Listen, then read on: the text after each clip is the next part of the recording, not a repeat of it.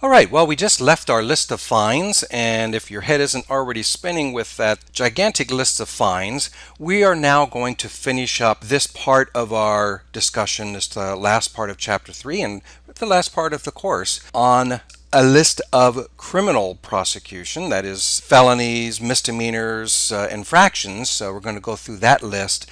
And as with the list of fines that we talked about, there's going to be a lot of information that you probably just cannot remember, especially considering all of the other information that was presented in this course.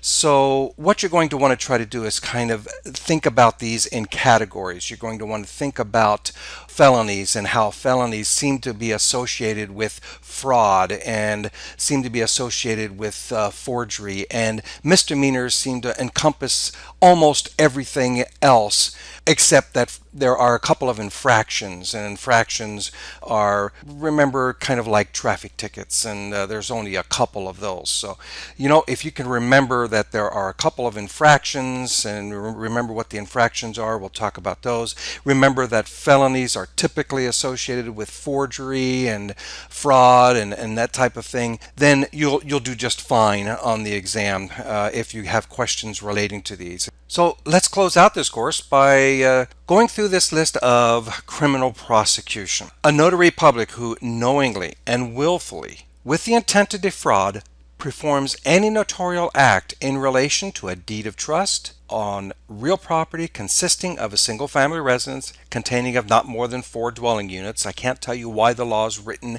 in this specific way. The important thing here to remember is the notary is willfully with an intent to defraud, and it concerns real property, and that's what's really resulting in this possible felony charge. With the knowledge that the deed of trust contains false statements or is forged in whole or in part, is guilty of a felony. As I said, I have no idea why this law specifically stipulates a single family residence containing not more than 4 dwelling units, but I recommend that you keep in mind that intentionally defrauding anyone as a notary public is an obvious direct opposition to the intent that a notary public office is a ministerial public service position, and that the notary has entered into a solemn vow to uphold the laws of California.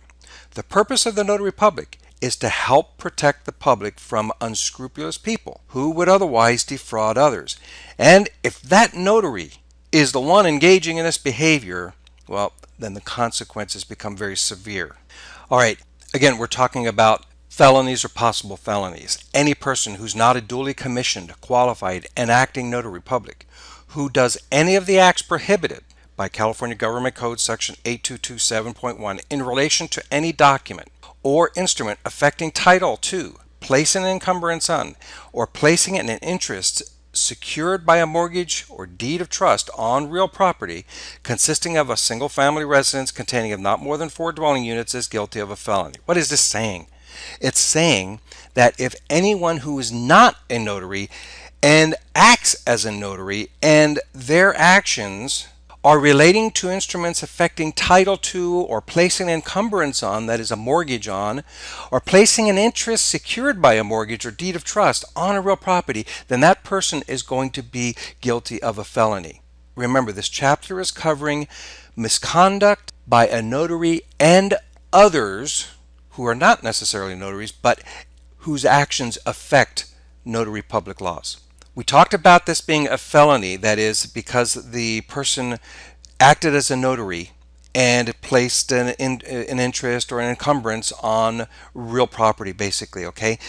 Most of the time, it's a misdemeanor for any person who is not a duly commissioned, qualified, and acting notary public for the state of California to do the following: represent or hold himself out or herself out to the public or to any other person as being entitled to act as a notary public. Assume, use, or advertise the title of notary public in such a manner as to give the impression that the person is a notary public. To act as a notary public. What this means is that anyone who's not a notary public but engages in completing a notary act as though they really are a notary public is guilty of a misdemeanor, unless that document affects a title to property, places a financial obligation on the property, or places an interest secured by a mortgage or deed of trust on the property, as we listed already. That criminal act then is no longer a misdemeanor, but is a felony. We talked about a $75,000 fine just a minute ago. We're going to go back and revisit that, but remember that this fine can be levied against the notary or the person who's acting as a notary. Every person who files any false or forged documents or an instrument with the county recorder that affects title to, places an encumbrance on, or places an interest secured by a mortgage or deed of trust on real property consisting of a single family residence containing not more than 4 dwelling units, with the knowledge that the document is false or forged, is punishable in addition to any other punishment by a fine not exceeding $75,000. So did you see that? $75,000 for forgery on a document affecting real property that affects title, engages someone financially, or secures a mortgage or deed of trust. And notice that this fine is in addition to any other punishment. All right, every person who makes a false sworn statement to a notary public with knowledge that the statement is false to induce a notary public to perform an improper notarial act on an instrument or document affecting title to or place an encumbrance on real property consisting of a single family residence consisting not more than 4 dwelling units is guilty of a felony. So again, felonies deal with false sworn statements, forgery, fraud, that kind of thing. In particular, the relationship to real property and encumbrances on real property, transfers of real property, and that sort of thing. Okay, let's talk a little bit more about forgery. Every person who, with the intent to defraud, counterfeits or forges the seal or handwriting of another is guilty of forgery. Any person who, with the intent to defraud, falsely makes, alters, forges, or counterfeits, utters, publishes, passes, or attempts to offer to pass as true and genuine any of the following items, knowing the same to be false, altered, forged, or counterfeited, is guilty of forgery.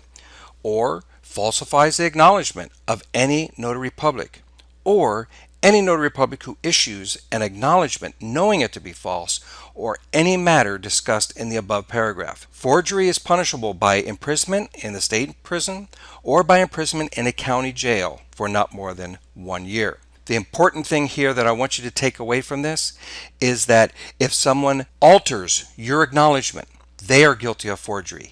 If you put false information on the acknowledgement, you are guilty of a forgery. All right, persons who appear before a notary public who do not tell the truth under oath or affirmation may be guilty of perjury.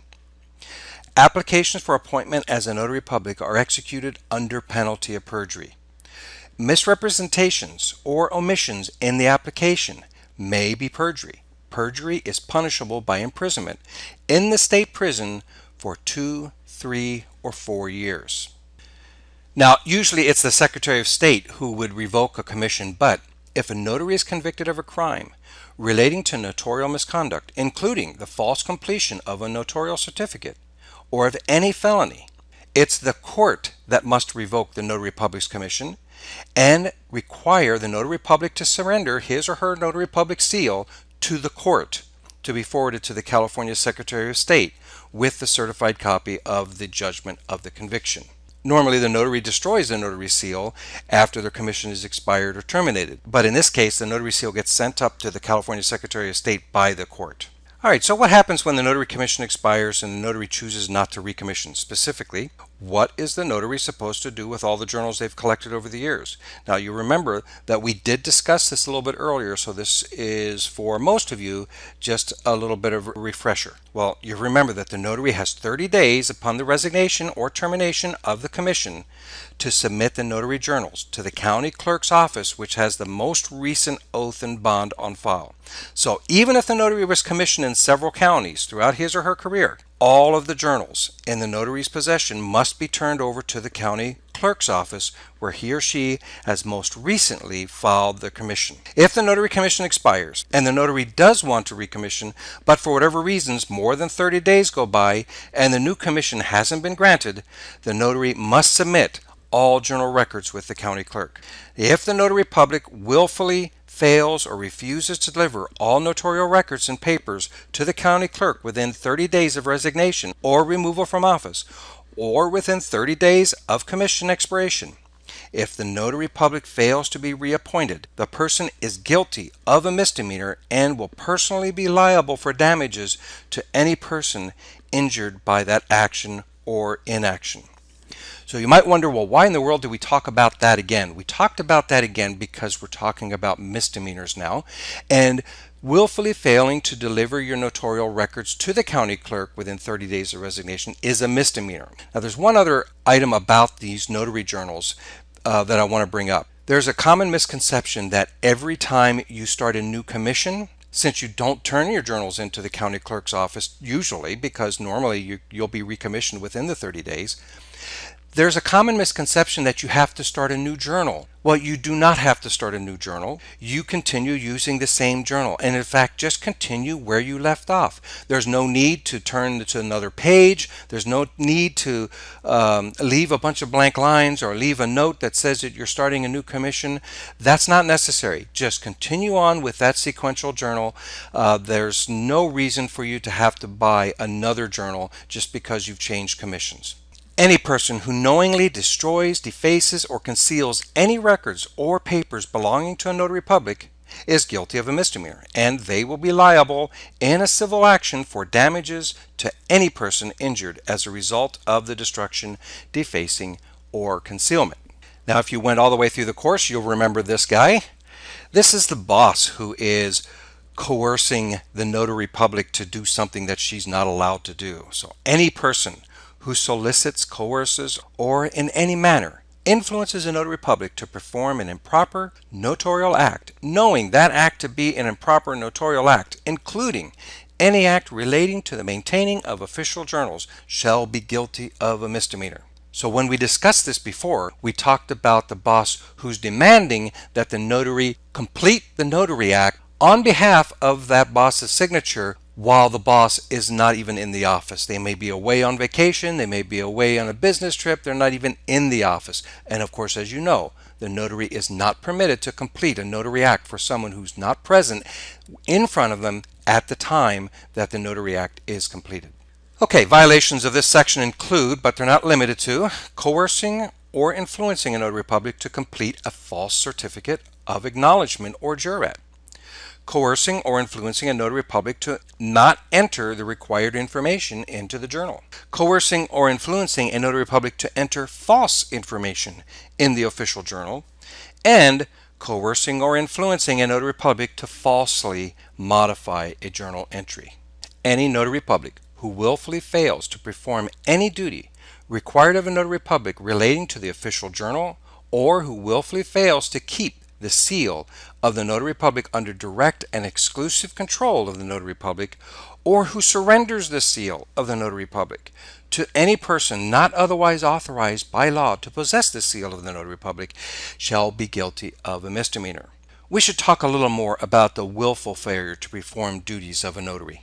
The violations in this section include, but they're not limited to, the willful failure to maintain the official journal, willful failure to notify the California Secretary of State within the time required by law if the official journal is lost, stolen, rendered unusable, or surrendered to a peace officer, willful failure to permit a lawful inspection or copying of the official journal, willful failure to keep the seal under direct and exclusive control, and surrendering the notary journal to any person who's not authorized to possess it. Every officer, including a notary, authorized by law to make or give any certificate or other writing is guilty of a misdemeanor if the officer makes and delivers as true any certificate or writing containing statements known by the notary to be false. Remember, though, that we did talk about when such documents escalate into a felony. Those documents are related to deeds of trust, mortgages, and other related documents that place encumbrances or modifies title to real property. Then, of course, they become a felony. Now, perhaps you'll remember that when we looked at fines, we had mentioned that there is one $1,000 fine. And this is, of course, for the unlawful practice of law. We're talking about a misdemeanor, so this is a misdemeanor. Any person practicing law who is not an active member of the state bar or otherwise pursuant to a statute or court rule to practice law in this state at the time of doing so is guilty of a misdemeanor punishable by up to 1 year in county jail or by a fine of up to $1,000 or by both fine and imprisonment.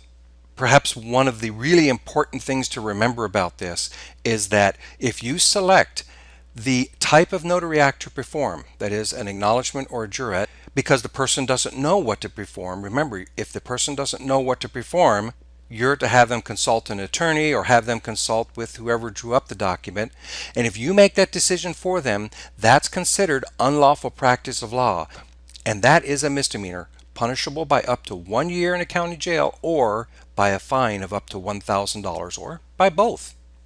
All right, finally, we're going to close our discussion on notary misconduct by talking about the two infractions that I mentioned a little bit earlier. There are just two infractions that you'll have to remember. The willful failure to notify the California Secretary of State of a change of principal place of business address, residence address, or name change is punishable as an infraction and by a fine of up to $500.